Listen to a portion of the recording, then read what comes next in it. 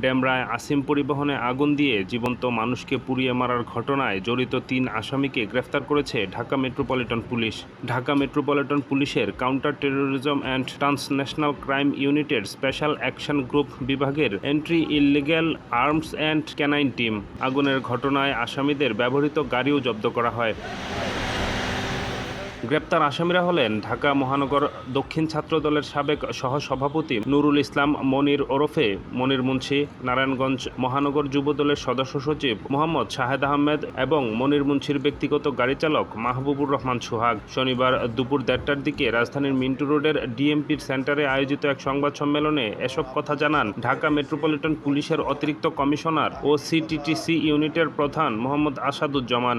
একটি মোটরসাইকেল থেকে তার গাড়িতে রক্ষিত বোতলে করে তেল নিয়ে আসে, পেট্রোল নিয়ে আসে মোটরসাইকেল থেকে।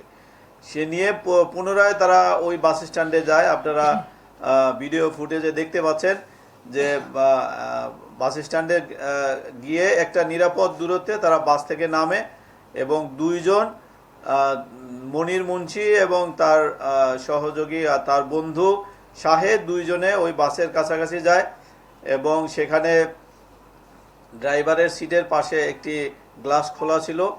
সেই খোলা গ্লাসের ভিতর দিয়ে তারা পুরো পেট্রোলটি, প্রায় 2 লিটার পেট্রোল তারা নিয়ে এসেছিল, পুরো পেট্রোলটি বাসে ঢেলে দেয়।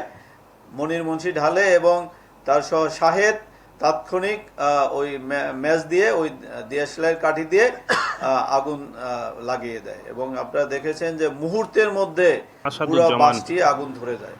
দ্বাদশ জাতীয় সংসদ নির্বাচন বানচালের উদ্দেশ্যে 2023 সালের 28 অক্টোবর রাজধানীর পল্টন এলাকায় নারকীয় তাণ্ডব পরিচালনা করে বাংলাদেশ জাতীয়তাবাদী দল বিএনপি প্রধান বিচারপতির বাসভবনে হামলা, পুলিশ সদস্যকে পিটিয়ে হত্যা করার মতো জঘন্য কাজসহ অসংখ্য গাড়ি ভাঙচুর ও অগ্নিসংযোগের ঘটনা ঘটায় বিএনপি কর্মীরা। এরই ধারাবাহিকতায় গত 28 অক্টোবর দিবাগত রাত 29 অক্টোবর ভোরে রাজধানীর ডেমরায় বাসস্ট্যান্ডে রাখা আসিম পরিবহনের একটি বাসে অগ্নিসংযোগ করে দুর্বৃত্তরা। এ সময় ঘুমিয়ে থাকা হেলপার ঘটনাস্থলে আগুনে পুড়ে মারা যায়।